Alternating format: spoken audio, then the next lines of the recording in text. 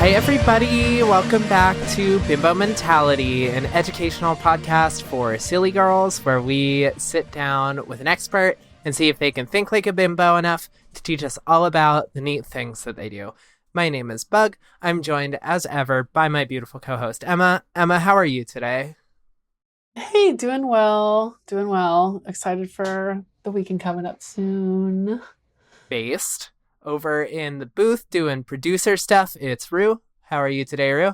I'm good. I'm good. We are I'm excited for today's episode. That's what I am. I'm excited for today's episode, too. This one's been a long time coming. Astute listeners will recognize that we mentioned on the last, 3 episodes that this one was coming. So I'm really excited to jump into it. We are joined this week by our guest, Collie. Collie is a USPSA masterclass shooter in limited optics and has been shooting pistol competitions for over 2 years. She also spends time helping teach other LGBT folks how to shoot competition better. Welcome to the show, Collie. Hello. Sorry, my voice is still pretty shot from being sick, but it's lovely to be here. We're all a little bit I feel today. very on the spot because we've had to reschedule so many times, and I was like, oh, I didn't realize you had been mentioning this the past few episodes. So, well, we couldn't quite hit the target date, if you know what I mean. You know, we couldn't straight shoot that date. That was sloppy, but I'm glad that I tried. Look, sometimes my shooting is pretty sloppy too, so it comes with So let's talk about your sloppy shooting and not sloppy shooting. Hopefully, tell us about what you do. I shoot competition in USPSA. USPSA is the United States Practical Shooting Association. I've been shooting for about 2 years, just competitively. I've been shooting longer than that, but not very good in that longer time frame. So the last 2 years, I kind of got more into it, started spending way too much money and way too much time doing this. It's kind of consumed my life just trying to be the best that I can be. And hopefully trying to get to be the best transgender competition shooter that I can be. So it's a ton of fun. I always have fun when I do this sport. How does one get into being a competitive shooter? Tell us your journey into this sport. So my personal journey, being trans, I started thinking about things. We live in this beautiful United States of America. It's not very safe for trans people, so I got sort of into it, more based on trying to make sure that I'm capable of defending myself given a worst case scenario. And then I had a couple of friends that started doing some local matches that weren't USPSA, but were different clubs around the area, like shooting clubs that were oh, we're doing a little friendly competition. And I was like, that sounds kind of fun. It's a little nerve-wracking, but I'll give it a try. And then it only took one match, and I was like, oh, I'm hooked. This is so much fun. And from there, I still kind of focus a teeny bit on the defensive part, but now this is a sport that I'm actually really good at. So I just kind of lock in and try to be the best that I can at this sport. What sort of brought you to the USPSA specifically? How'd you get involved in that? How'd you start competing? Yeah. So I had a lot of friends that were already doing it when I got into the shooting scene, because both the leftist and the LGBT shooting scene is a very, very, very tiny circle. I keep hearing about people, I've met people on the East Coast, everyone kind of knows each other a little bit, but local clubs will host USPSA matches. They're called level 1 matches because it's the lowest level USPSA match that you can do. And basically you go online to this thing called Practice Score. You make an account. You can put your name. You can put a fake name if you like. Nobody cares. And you pay a little match fee. You select what squad you want to be on. And then you make sure you have the proper gear. And then you just show up and you shoot the match. Most of the time, I'm shooting it with an entire squad of my friends. So I never really feel too alone or too scared. Like, I don't feel scared anymore, but like when I was first starting, I was like, oh, I can't do this without my support group with me. And now it's like every single squad is like a support group for me, just because there's so many of us. I'm really excited to discover that competitive shooting happens in squads, because I know that if I'm ever going to be involved in anything that involves shooting, I want it to be as part of a squad. Yeah. Like, I want to go in. I want to roll with the squad. Like, do you have uniforms? Do you have catchphrases? All right, can we do like a Team Rocket style thing? So I do. I mean, like, look, I do have. So like, people will have like little sun jerseys, which is like just like a light like hoodie that keeps UV rays off you. I have a very. I can send you the link as well of the picture, but I have a custom one that a friend of mine made me, and it's Baja Blast color, and it's Baja Blast Tiger Stripe, and it says Forward Assault Group Ground Operations Team. Holy shit! So if you take the first letter from each one of those, you can kind of you can kind of infer. But yeah, it's my favorite thing in the world. I need to get a new one because this one's fucked up. But yeah, a lot of people have custom little jerseys sometimes. Sometimes they'll have like sponsorships on them if you are good enough to get sponsored. I'm still trying to get sponsored. I'm trying to get the glycine manufacturer to sponsor me, the Chinese Donghua Jinlong. But it's not going so well, so... For the listener at home, I do want to make sure we are clear that logo on Collie's shirt looked exactly like the Mountain Dew Baja Blast logo. My friend does a great job designing all of their stupid little designs, and it makes me so happy. Wow. Yeah, that was pretty cute. Thank you. Cool. So, you've been in. Remind me, you've been involved in the competitive shooting scene for how long now? About 2 years. So when you first start out, and you pay for like a membership for USPSA, because your membership goes to like supporting the organization and helping put on matches and paying for like staffing and whatnot. Because it's mostly a volunteer sport, but money still has to go somewhere. Even though it goes to this org, which isn't really the best politically, but it's guns, so it's like, what can you do? But you start out, and there's different ranking systems depending on the percentage of scores that you get at a match. And when you first start, you start as U for unclassified, or as I liked to say about myself, undiagnosed. So I hadn't been diagnosed with the class yet. And the ranking system goes from U, D, C, B, A, Master, and then Grandmaster. So those last two aren't letters. Well, when you look at it on the thing, it'll tricked. be M and GM. So those they're made of letters.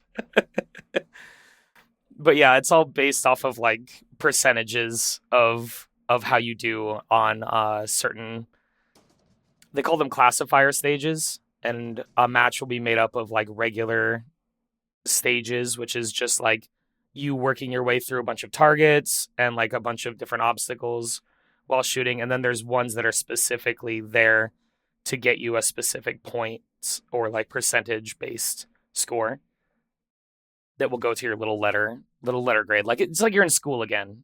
But I'm actually doing good this time instead of flunking out. So I have to assume that part of that hit the targets portion to like advance into the upper ranks was done to a montage. Like, I can only imagine this happening like 80s movie style. it definitely took me a long time to get to where I'm at. Some people it takes like, I have a friend who went from like, when they started, they immediately jumped into A, and then like, I think less than a year later, they were a Grandmaster, which puts them at like the top 3% of shooters in the US. So they're pretty good. I took me a long fucking time to work up to where I'm at, but yeah, it definitely feels like a montage looking back because I have footage that goes all the way back like 2 years where I'm just like, damn, is that? Damn, I dressed like shit. Holy fuck. I'm also not shooting too good, but I don't look too good either. Your shit didn't have a Mountain Dew logo on it at all. No, I didn't. yeah. No, I was not not set up that way. And you mentioned some people who are like ranked really high and like the top few in the country. How big a scale are we talking about for this organization? I mean, are these like nationwide shooting competitions? Is nationwide, yeah. So it's a nationwide organization. Yeah, so there's different areas based on where you are in the United States. I'm gonna have to pull it up because I can't remember exactly where everything is. But the area that I'm in is it's area 1 through area 8. Area 1 is like the Pacific Northwest, Montana, Colorado, Utah, and Nevada. And there's like area 2, 3, 4, et cetera, et cetera. So there's areas all over the place. So yeah, it is a nationwide organization. And I mentioned earlier before there's like level 1 matches, which is like your local match that you're just like going to somewhere close by, like very low stakes. The heat there isn't going to be too crazy as far as like other competitors go. Like sometimes you'll have like some good people in your area. Sometimes it's mostly just like regular people going to have fun and try to do the best that they can do. And then as you like progress through it, like I just finished doing 2 they're called level 2 matches, like a major match.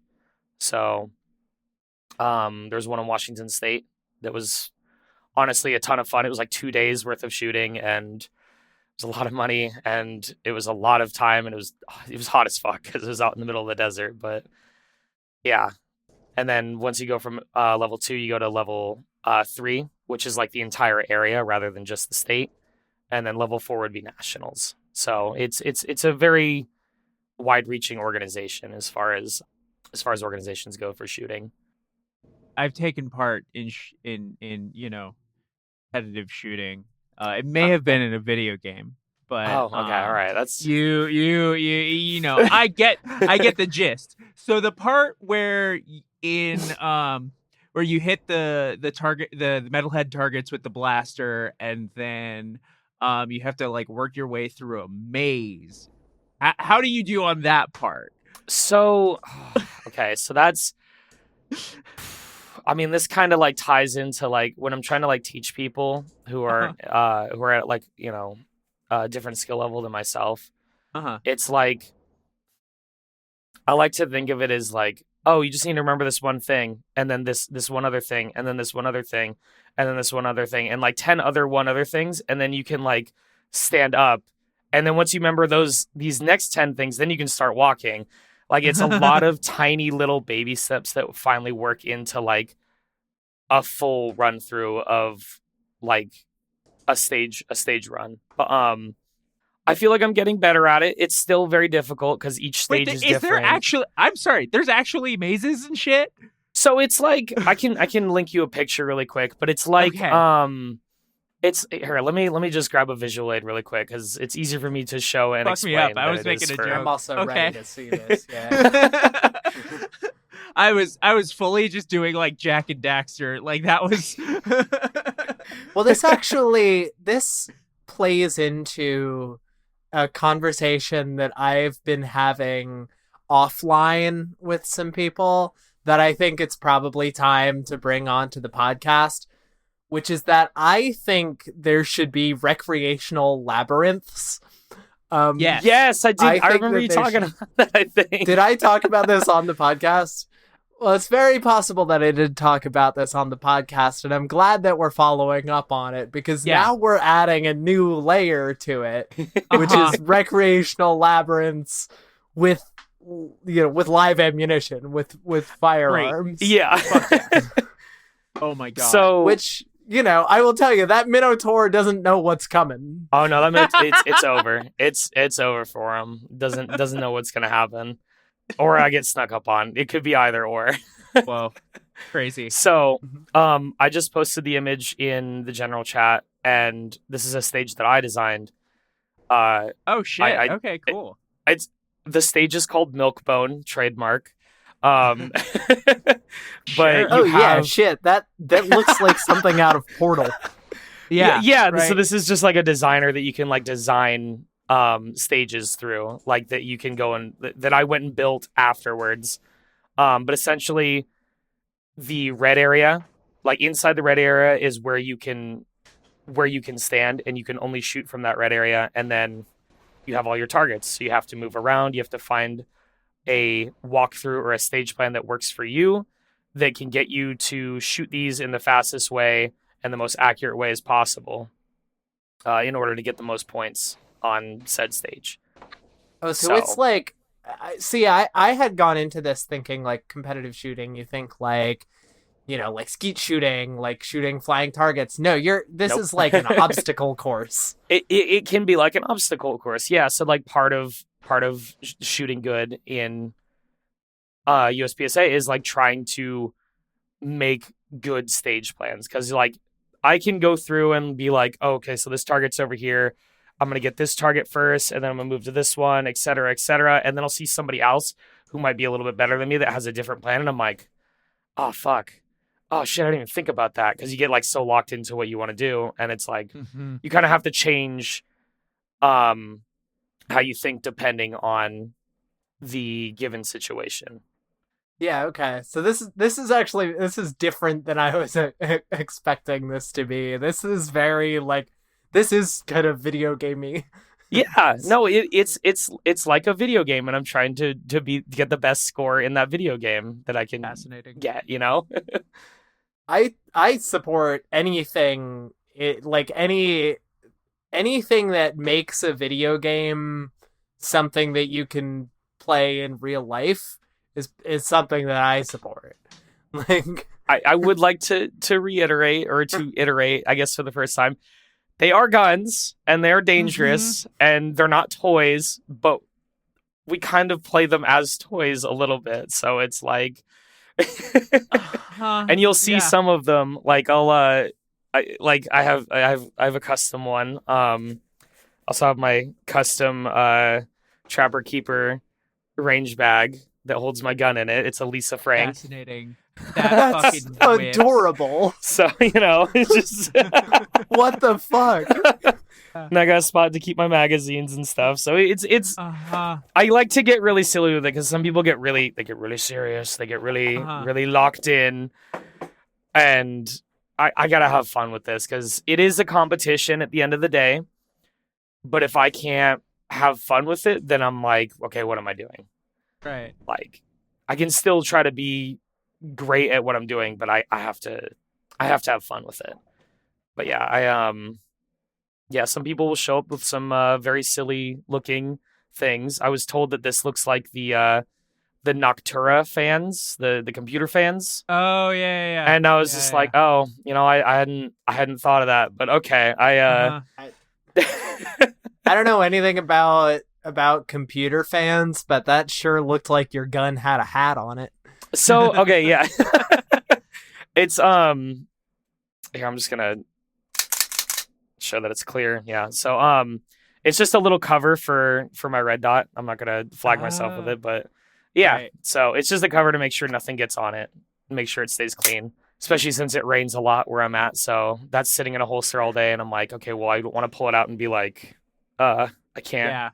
See, there's like 4 dots. What's happening? But yeah, it can get very. Some people's builds are very gamer focused, where it's just like, oh, you've spent like thousands of dollars on this one single thing, and it's very silly. I can imagine. I mean, we're sort of, I've, coyly danced around some of the implications of this topic, because I know that there is a diversity of opinion out there, but including on this podcast, I should say. Oh. I think we can all agree that there definitely are some people out there who are real gun enjoyers who are fucking lame. Yeah, Fucking, yeah. I have unfortunately had a few run-ins with them. I'm a little bit blessed to, just to say, kind of a shitty sort of way of saying it, but like the area that we're in, people are usually very chill. If I think the only encounters I've had is like people just like kind of being shitty, kind of misgendering me a little bit or misgendering some of my friends, which kind of sucks.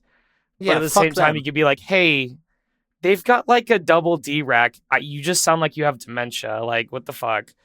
Like, what the fuck's going on? But for the most part, it's a sport that people want other people to participate in. So it's like people are very friendly for the most part. You'll get some people who are like up their own ass about stuff when they're like either at a really high level or like they think they're hot shit.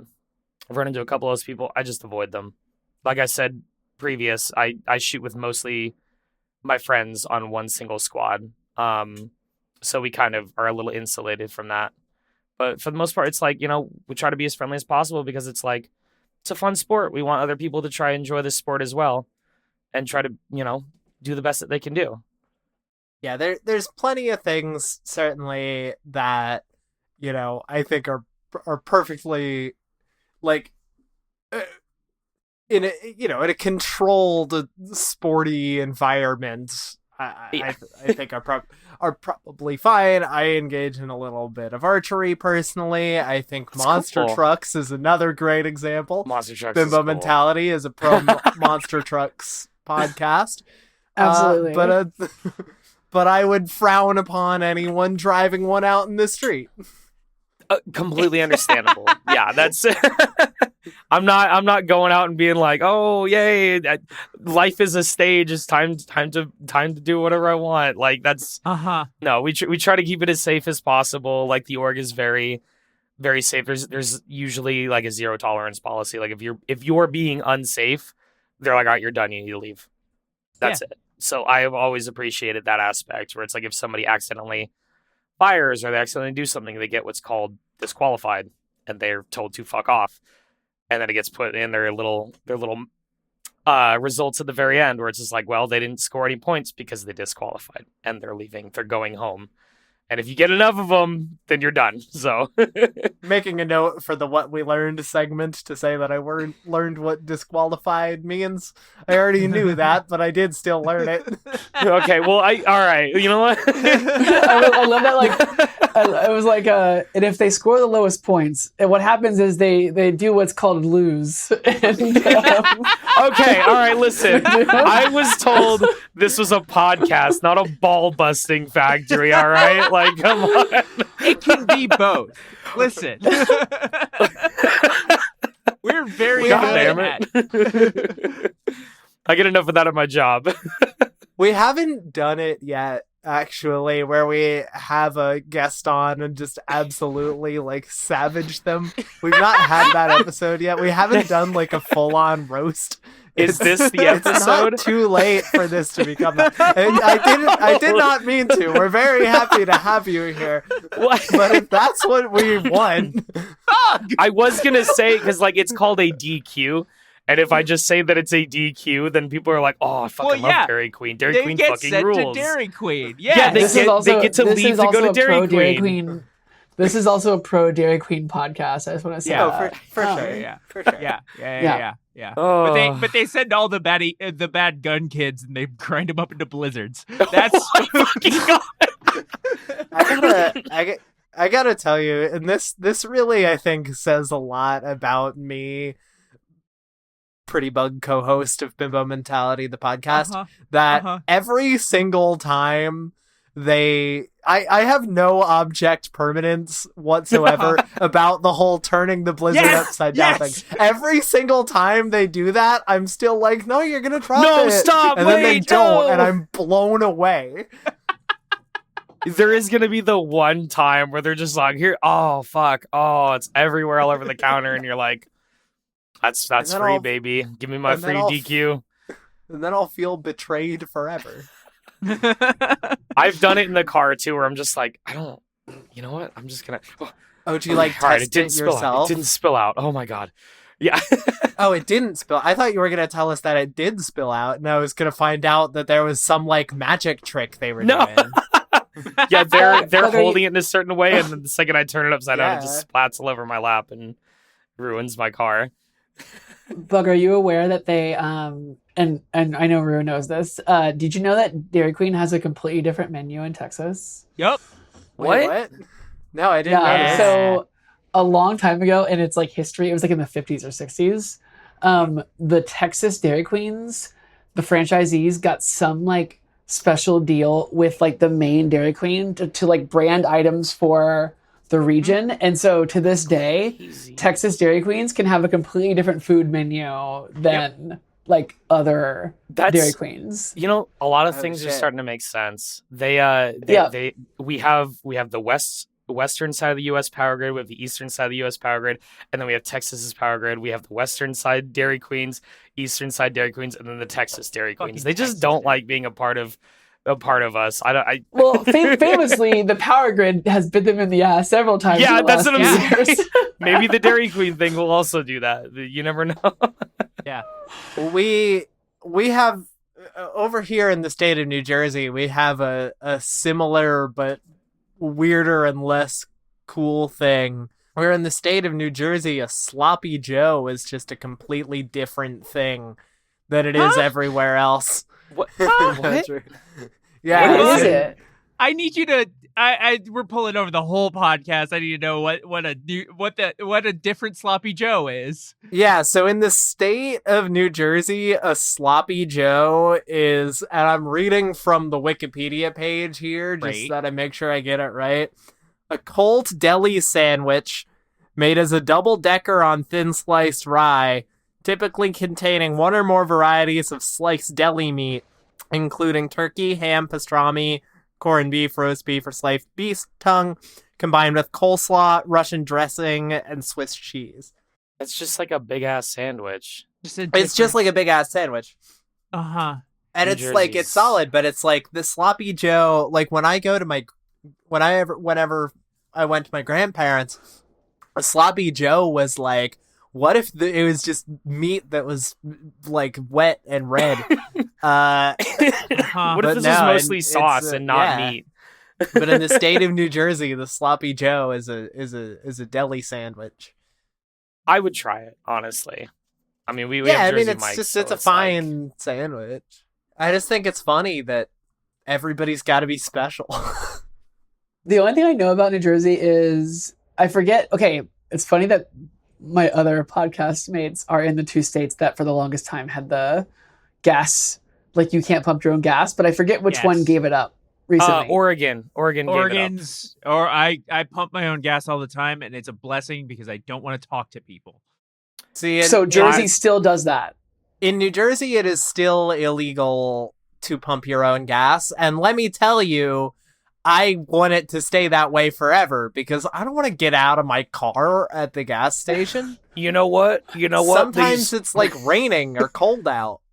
I think New Jersey's based for this. I think it's great that they are still supporting the working man and giving Yeah, people also like jobs. it's Oregon's like, fuck that. They don't get to work. They gotta gas go find stations- somewhere else. And it's like, what are these people gonna do for work now? Like, I don't want to pump my own fucking gas. It's annoying. Like Yeah. every time they still You have an pull up, option you- here. yeah. So You pull up, you say, "Hey man, full tank of regular," and you give them your card, and then it Bam, does all the done. work for you. And yeah, and they get paid at the end of the day.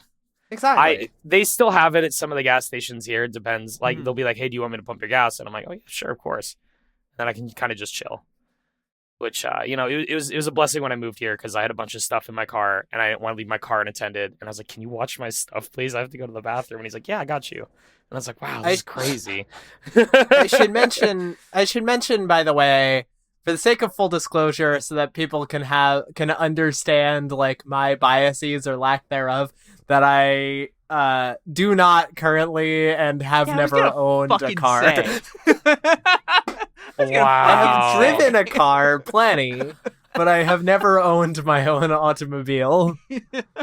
Fake automobile enthusiast. Wow. Just when you think you know somebody, this is fucked up. Uh-huh. I'm gonna Yeah, I have to go. definitely am a fake automobile enthusiast and didn't not know anything about cars on the Cars episode we did. Oh yeah, yeah. It's like I think it's been like 2 or 3 Cars episodes at this point. Because I mean, Cars There's, photography, but we learned a lot about cars that day. That's true. Yeah, because It we was did. We had Marissa and we had Amber. Well, there was the one car episode where it was mostly about Fast and Furious series. Mostly about Yeah, Fast and and Furious or Twisters. Twisters. Yeah, yeah. I yeah. gotta Or go back and listen to Twisters. some more episodes. Yeah. Goddamn. We're good at staying on topic. Speaking of guns, Are there any shooting based movies that you want to take us off on a tangent into Oh talking my about? gosh. There's one that I can't remember what it's called. I've had a couple of friends like talk about it and then like go and watch it, and I'm like, God, that sounds awful, but it sounds like it's like enjoying watching a bad movie. I can't remember for the life of me what it's called, but yes, there are some that exist. And like the cops have to fight back using like really kitted out like racing competition guns, and it's stupid, but it exists. So I'll try to find what that movie's called. But Are we thinking of like realistic shooting movies or like the garbage movie Wanted, where like you can bend bullets? If you remember that one with like James McAvoy, it was like they don't 20 want you years to know ago. this. But if you Yeah. wave your gun around like that, then you're out. You're done. It's over. It doesn't work. We've all tried it, I think. Movie that I have not seen, by the way, and never heard of. How many people do you think had shooting incidents because they tried to do like move their arm and do a bullet bend? I'm gonna be completely honest. Like, there's some dumb people in this sport. Like, I've I can imagine. there's been people There's who dumb like, people in any sport, in fairness, but this is But, a hard one to be dumb in. That's true, but this is like you're putting kind of a very dangerous object in your hands, and when people aren't paying attention with that dangerous object, it gets dangerous. Oh, I was just gonna say I've tried to do the Happy Gilmore with a golf club before and it never works. It doesn't like, work. The I've run tried up. it as well. Yeah, when you first go to a match, and you're going through like the selection screen for like selecting the match that you want to go to, and you pay and everything, and you're like, is this your first match? And you click yes. You show up usually an hour early, and they would do like a new shooter introduction, explain all the rules, explain all the safety stuff. And we've had people, and they run you through like, oh, just fire your gun. Let's see how well you do. And we've had people just straight up like do what's called either an accidental discharge or a negligent discharge. So accidental discharge is like you pull it out and you just like fire it. Like, you weren't intending to do that. So it's just like, sometimes they'll be given a warning depending on what match they're at. And then sometimes they're just like, all right, well, Sometimes that's they it just for straight you. up It's time for you to go home. they just straight up get Dairy Queened before they even Yeah. step up to the starting line. no, yeah. I mean, it's not so much since I've been on estrogen, but I've been disqualified for an accidental discharge before. I was waiting. True. Oh my god. I have been sent home from a date. Don't worry about it. They're calling it a skill issue, folks. For the listener at home, Rue did have finger guns. And it's You important didn't to have me to tell that him. in the competitive shooting episode, that you know that happened. Okay, I want to back up a little bit because I did some Googling as this is my job as a producer. I found a movie called Double Tap. It's a Hong Kong action movie centered around 2 competitive shooters. One of them is an inspector. The other one is a serial killer, and it sounds fucking awesome. I don't believe that's the one I was thinking of, but I want to watch that shit now. There's some great Hong Check it Kong out. flicks. Like, yeah. They're both competitive shooters. Like in this sounds incredible. I'm gonna watch this like soon.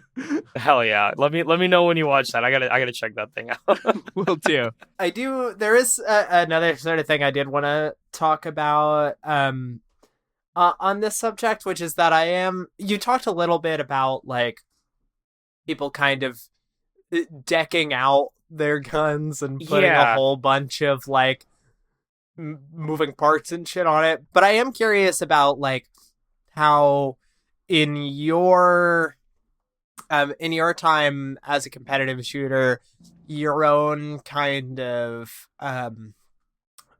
if you've seen kind of your own relationship to the tool you're using develop just on a sheer sort of mechanical level, and how your own sort of what you think that sweet spot is in terms of how to put together a competitive shooting firearm without it becoming this big ridiculous I mean, video gamey thing. You'll get people. So I'm gonna just do a quick side tangent. There are different divisions, because I had mentioned, or you'd mentioned in the intro, limited optics. That's one of the divisions. There's a division called open, which means that basically anything goes for your firearm. So it can have any manner of like insane like advantage as far as like equipment goes on your firearm. So you'll see like pistols with like a charging handle on it instead of just the normal like slide pull. And you'll see like ones with like little thumb rests, like a bunch of like crazy shit that like it's just thousands of dollars worth of equipment put onto this gun that's already like thousands of dollars. And it's like, because anything can go in that. So, trying to circle back to your question because I'm trying to remember it now that I've side tangent. But they should make a gun that instead of having a trigger, it's like it's got like a slide like a trombone. I think that would be funny. Well, sometimes when the gun doesn't work, it becomes a bolt action gun. So you're pulling the trigger and then doing that every single time. So. Bug, I really like your idea. My pitch was gonna be fidget spinner. Ooh, yeah. I might anyway, try that. yes, I might mount a little fidget spinner on the underrail. You were talking about real stuff. Yeah, so I guess what I'm curious about is like, okay, presumably when you start learning how to shoot competitively, my assumption would be, you can correct me if I'm wrong, but my assumption would be it would be fairly bare bones. Mm-hmm. You're just kind of learning the basic mechanics, as people become more sort of expert tier, or they just start spending a whole lot of money to deck out their firearm. You add all these like attachments and upgrades. Yeah. Whatever. Tell us a little about what that journey looks like, about finding out the way to optimize your tool. Essentially, the one that I have in front of me, it's a and I might get shit from this from people who know. Those who know. I have a SIG P320. That is what I started shooting with in general, and that's also what I started shooting competitions with. When I first started with this gun, I took the sight off, so there's like no. That's why it looks like that, but there's no red dot like the other one has. When I originally started with this gun, it was a compact gun. It was tiny. It was like maybe about like this big. It had a different trigger in it. It had James different Bond shit. What's that? Like some James Bond shit. Yeah, I thought that sounded familiar. That is the one that a bunch of like people in the military shot themselves in the leg with, right? Yes, but all right. This is why I didn't want to bring it up. 5 goddamn years, I still gotta hear the same goddamn joke. Shit, yeah, I'm there sorry. were people that had issues. You're fine. There were people that had issues with it. I thankfully have never had issues with it. I've put like 30,000 rounds through this one, and it's been fine. It hasn't had any issues. And I've upgraded it, so the grip has like this like basically like skateboard texture on it, so that I get an extra grip on it. It has a bit of an epoxy, so it's a little thicker, so I get a little bit extra just a little bit of extra grip as I'm shooting. It's got a flat trigger, so it makes it a little faster to shoot. It's got a bunch of different internal parts that were different from the stock, the bare bones that you had mentioned before. Because when I first started, and in the case of a lot of people when they first start, it's usually very bare bones. Like sometimes they don't have a red dot, they just have iron sights, so they'll be shooting in production division. And production division is like you just went out and you bought the gun and now you want to shoot a match with it. So it's stock, bare bones. Nothing's changed on it. And then, as I continue to work my way through and also get a little bit more money, because like I said before, it gets very expensive very quickly if you want to kind of do better. Because sometimes you can get really good with just your bare bones stuff, but eventually like you'll hit that sort of equipment like ceiling where it's just like, okay, well, I need something a little bit better that will help me get up to the next level that I need to be at. So this is like the equivalent of like taking like to go back to the Fast and Furious series again. It's taking a Honda Civic or an S2000 and then like replacing under the hood and adding some NOS. Exactly. No, it's very akin to that. It's both just as expensive, but also it's the same basic concept where you're like, okay, well, what can I do to make this equipment that I have perform better and help me perform better throughout my career or whatever. And then eventually like I got different guns. I got better guns. Like the one behind me was a gift that I really like a lot, and that it helps me shoot a lot better than what I was shooting at before.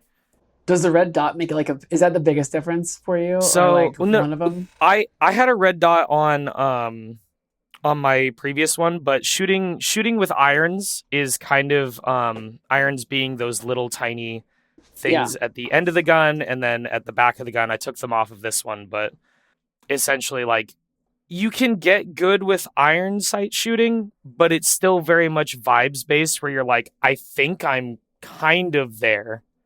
And then you'll shoot and then you're like, okay, all right, maybe I wasn't 100% there. And then I'll show you what it looks like, but I don't know if you can see it. There's a little dot in there. And this just the red dot changes up so much. I had a smaller one with a smaller window, which is like the glass. And once I upgraded to a larger size one, I was like, oh, okay. Oh, I can see everything. Right. So that kind of makes a huge difference. And it allowed me to go faster. It allowed me to see more targets and like just shoot without having to be like, did I do that right? Okay, cool. And then I can move on. So it allowed me to just like blow through a stage. Whereas before I was like kind of moving very slowly through it. But yeah. Have you ever tried like an attachment or upgrade that just totally did not work at all and was not what you wanted it to do at all? Yeah. So on the 320, I swapped the slide, which is this top part that reciprocates back. I got myself a birthday gift like a year and a half, maybe 2 years ago when I was still first getting started. And it was it was called Oil Slick, but it was like a rainbow colored slide. Like the metal was anodized to look like rainbow colored. And I was like, oh, this is so cool. And I put that in there, put all the parts in there, put the barrel and everything in there, and then put my red dot on there. And then immediately ran into an issue where the way that the sight was sitting, it was sitting over just barely enough, maybe like a millimeter or two over the ejection port. So as I was firing, the bullet casings would come out and get stuck. So then I'd have to like manually clear after every few shots. So it kind of fucked me over. It looked really cool. And I liked how shiny it was, but it didn't really help me. So that's one case. Where do you hope your career as a competitive shooter goes? What's next for you? So I mentioned before the rankings. So I'm at master right now. My goal is to try to be the first trans woman grandmaster. So yeah. That's kind of where I want to go. If I don't get there first, that's fine. There's another friend of mine on the East Coast who is she's fucking blazing. She's great. I feel like I have that dog in me, but no pun intended. But I also think that she may also have that just a little bit more. She definitely pushes herself really fucking hard, and I think that she might. I like to think of it as a little friendly competition race, but I think she might beat me. We'll see. I'm excited though. I feel like there's the workings of a movie here. There's definitely the workings of like some movie here would Yeah. I love Now we got to come up with a really terrible pun title for it too. Okay, okay. Is everybody like really I- ready to groan right ready. now? I've Okay. never You been more ready. Yeah. Okay, all right. 2 trans women competing, shooting blanks. Okay. Oh. Okay. All right. Okay. Oh my god. Okay. Okay, wait. There's got to be that's another it. one. Hold up. No, I mean we found it. We'll call the movie Skill Issue or something. I don't know. Oh my god. I'm thinking of like. This is gonna kill me now. Yeah, you have to come up with something better than mine because mine fucking sucked. I was trying to rhyme with T for T, but like with guns, and I couldn't figure it out. Yeah. Glock This for is- Glock. Gawk for Oh, Gawk. Oh my god. Oh my god. I mean, there's Glock for Glock for Gawk? Glock- I don't know. Glock- That sounds like- God, no, that's terrible. Sorry to sorry. our again to the 3 cis listeners. We apologize for. That's a Yeah, But yeah. lot. it's like, Whoa. I think if anybody called like any of my relationships Gawk for Gawk, I would kill them. Like that's just what you call a relationship between two trans people. I would, yeah. I'm sorry. That's terrible. Do you have 3 God, this- cis listeners? God damn, Yeah, I thought I you know. just had the one. Well, two of them are my parents, Right. Oh. and and then probably one grungler or like yeah. Well, one there's egg. a very nice. Well, we've now had 2 cis guests. That's I true. don't know if That's either true. of them listens to our podcast, but shout out Ian, shout out Charles, and we had one other cis guy. I think we have like 2 or 3 cis guys now in the Bimbo Mentality forum hanging out with us there. So Oh, badass. We are keeping an inventory of you guys, just so you know. yeah, I have a We're spreadsheet. keeping an eye on you. We know Yeah. who you are. We will I find think- you. We love a and may or grumbler, may though. not shoot you. Yeah. This, I would never. We've discussed this. We've discussed this before. The Bimbo Mentality is a pro grumbler podcast. We have going back to the squads thing, being mostly homies, mostly friends. It's predominantly trans women, Okay. and then we have our 1 or 2 grunglers, and they're great. I love them. I think You have a gungler. yeah. Oh my A god. gungler. Oh shit! I gotta tell him that. That's that. pretty great. Yes. Emma. This does actually bring me around to something I did want to say. I was gonna say this after the what we learned segment today, but I now that you mentioned that, I think this is as good a place as any to say it, because it's something that is I think important to our community right now. And we bring it up here because this is our first sort of proper sports episode since our first one. A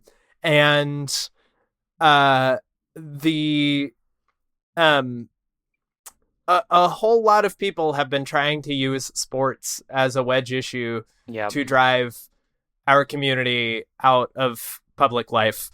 And I just want all of our many trans listeners to join me in saying fuck that, and that sports are for everybody. Mhm. And I think historically in my life I've certainly seen them either be treated as this meathead thing, or been sort of taken over culturally by the sorts of people who want to keep us out of it. And I just want to encourage every trans person out there to show the world who's fucking boss, and to pursue your athletic passions, whether that comes in the form of a mainstream sport or competitive shooting or swimming or whatever, and that you know, you don't fucking owe the world. You do not have to keep yourself small because the world wants you to. And anybody who would try to make our community smaller because they don't like that we kick their asses sometimes can fuck off. Yeah. I Fuck yeah. we no 100%. Like I'm not gonna sugarcoat it. The area that I'm in is usually pretty like either I don't give a fuck, like, you know, whatever, you're here to shoot, you're here to have fun, you're here to compete, or it's very welcoming. But there are other areas that some of my friends are in, that other people that I'm aware of that are also trans that are in, where it's a very negative. It's a very, because this is a chud sport. It's a bunch of like, for the most part, it's a bunch of like cis white dudes that are totally not gay for each other shooting guns. What a waste. I honestly, waste. yeah, really. There's a homoeroticism to be There's a found in lot a of gun barrel. homoeroticism. That is really, that's a shame that they're not capitalizing on that. See, I capitalize on it. I bring. They should make a pistol that in order to have to fire it, you have to jack it off like a penis. Yes. We need a Rainbow Rambo so bad. Like We need Yeah. heated rivalry with guns. Yes. But it is the unfortunate part about this sport, and it does have the right wing brainworms of like, there are trans women in this sport, and we don't necessarily don't want that. The category that I participate in, because there's also categories that you can choose. There's real categories like lady or senior. And then there's fake categories like law enforcement or military, who are usually at the bottom of the match board and are usually DQ'd because they're not very good at what they do. But there had been a push, and it unfortunately became part of the governing board's rules, where it's not necessarily enforced where we're at. It can be, but most match directors are like, I don't care. But it's like at more like level 2s to like level 4 matches, they could be like, hey, we suspect you to be a trans person. You're in the lady category. We want to see your birth certificate. In which that case, my response, which will probably get me disqualified for unsportsmanlike conduct, is, I knew this was okay, coming. go grab your knee pads and I'll meet you behind the shed. I'll show you. Fuck yeah. Because you can suck my dick. Like, I'm not showing you that. They like try to argue the same thing they argue for other sports, where it's like, oh, I have an unfair advantage because I was born male. And it's like, not really. Like I can't say the same for other sports, but for shooting, it's entirely skill based. I've gotten my ass handed to me by some like geriatric dude who's like barely able to walk, and he's just like blowing me away as far as like scores go and speed goes, and I'm like, how the fuck? Oh my god. And then they're like trying to argue that like because I was born, you know, a man and like, you know, transitioned into a woman, that like I have a skill issue. It's like I have a skill whatever Advantage. it's called. My words are escaping me. Advantage, thank you. Words are hard. I mean, they ban us from chess, so you know, like, Yeah, we can't even play chess with the girl. Exactly. It is just like, you have a skill issue. I'm just better than you. It's literally, it comes down to how much do you train, how often do you shoot, how much time and effort you put into this. There's a little bit of physicality into it, like as far as like moving and stuff goes. But like I said before, like I get blown out of the water by like guys who are like, you're like, that person doesn't seem as athletic as I think they would be, and they move 10 times faster than me. And it's like, no, it's a skill issue. You just suck. And you're trying to come up with an excuse to exclude me and other trans people. If you can only win at your choice of competition by kicking all of the competition out, then you didn't win shit. You're just a crybaby loser. Mm-hmm. Get good. Yeah, and it's frustrating. It is and I'm not trying to throw shade at any trans men or anything, but it is predominantly aimed at trans women competing in the lady category, because they are like, yeah, we don't care about trans men. They can compete whatever category they want, and we're not going to check any legal documentation or whatever. And it's just like It's the ick. We're the easier wedge issue on this particular one, just because yeah. you end up, of course, statistics have borne out that for the most part, women do not particularly object to trans women competing in women's sports. It's that it gives men an excuse to defend the honor of women by threatening women. Which They love nothing. to do that. There's nothing that men like to do more than threaten women. Gotta love hyper visibility. Love it. Anyway, I think we are hitting the point. Yeah, I'm sorry. I think that was I'm glad we went off on the tangent, because it is an important thing for people to know about, and it's an important thing for us as a community to have solidarity about and push back against. But I think it is, just timing wise, time to talk a little bit about what we've learned today. So Emma, what'd you learn?